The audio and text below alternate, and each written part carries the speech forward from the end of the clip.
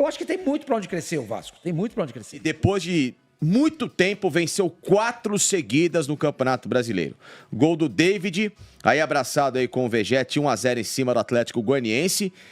E um Vasco, meus queridos amigos, que jogou até de certa forma do meio pra frente, desfigurado perto daquilo que deve ser a toada, né? O Vasco jogou com David, Praxedes, Adson e Vegete. Eu acho que é um ataque ainda bem inferior ao que esse Vasco vai ter à disposição daqui pra frente, que pode mudar de figura a equipe no campeonato. E que trabalho do Rafael Paiva, né? Que coisa... O Renato Paiva, perdão, né? Renato.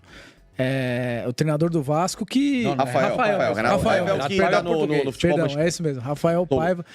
Que assume o Vasco numa situação dramática na zona de rebaixamento e emenda essa sequência com o elenco que tem, sem grandes reforços, sem grandes badalações. E ainda vai entrar o Coutinho, né? Então a gente consegue imaginar um Vasco muito mais forte a partir de agora. Então, parabéns a ele, parabéns aos jogadores, à torcida do Vasco, que é sempre o Payet também não jogou, muito atuante, inclusive em Goiânia. Olha lá, atrás do gol. Olha atrás do gol, Sormani. Atrás do gol e mais um pedaço da lateral também. Parecia São Januário lá, meu. A torcida do Vasco espetacular. Então, Foi São Januário esse jogo, não? Foi. Parecia. Então, você imagina, com o Coutinho entrando nesse time, fica...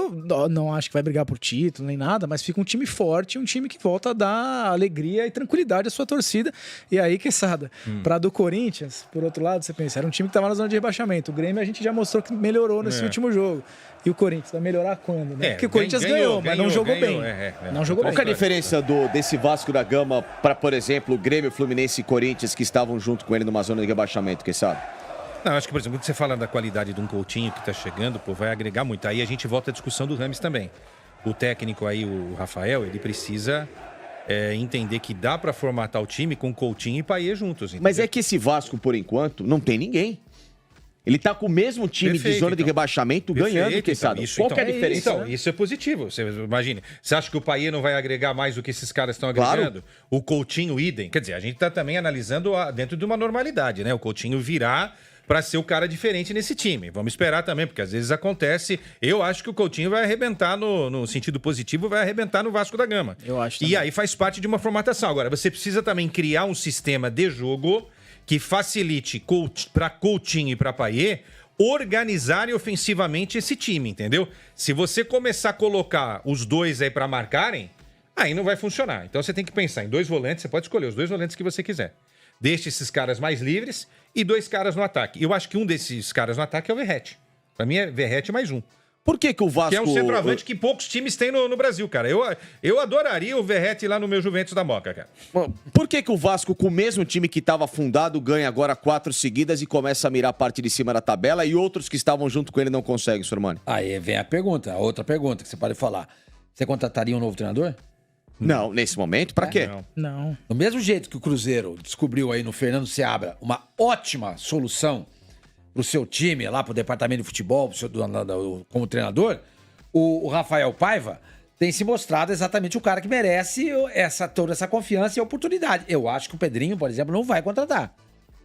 Você acabou de falar. Seria injusto. Seria injusto. Né? Eu acho. Ele veio, dos últimos 7 jogos, o Vasco ganhou 5. Empatou 1 e perdeu 1. É uma campanha e tanto. Os últimos 7 jogos, em 21 pontos possíveis, ele fez 16. Ele fez 16 pontos. Com o Rafael Paiva. A gente fala tanto que faltam novos treinadores no Brasil e tal, aí quando eles surgem, eles se destacam, a gente não vai dar chance, tem que dar chance, pô. O Seabra e o Paiva. Qual que é a diferença do trabalho dele, então? Eu acho que passa por mais organização, um pouco de confiança dos atletas, talvez até a situação política do clube. De vestiário também deve contar bastante. Eu acho que aquela turbulência da 777 passou, então acho que o clube fica um pouco mais tranquilo, a chegada do Coutinho e tal. Eu acho que os ares melhoraram ali, ficou mais tranquilo para quem tava lá. O time começa a ganhar. O time começa a ganhar, as coisas ficam mais fáceis. O jogador não se esconde. O jogador não fica dando passes óbvios. Ele tenta fazer uma coisa mais diferente. As coisas estão dando certo, o cara ganha confiança. Agora, por que começou a dar certo? Essa é a sua pergunta, né? Por tudo isso que o Luiz falou. É factual ou é auspicioso? Olha, se você vai olhar a escalação do Vasco, tem jogador ali que você fala assim, meu Deus.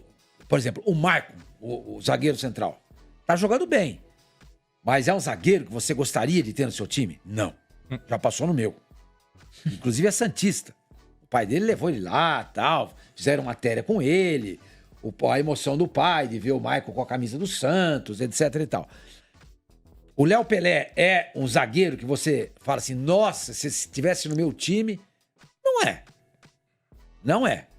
O Piton é um ótimo lateral esquerdo. E é um que cresceu bastante de rendimento, né? Nos últimos jogos, o Piton. Então é o isso. Piton. O Luiz Henrique Luiz Henrique, né? Que chama o lateral dele. Paulo Henrique. Aí você pega o meio campo pra frente. Tudo bem. Aí você vai ter o Vergete, você vai ter o Coutinho e você vai ter o Payet. Esses três tem que jogar.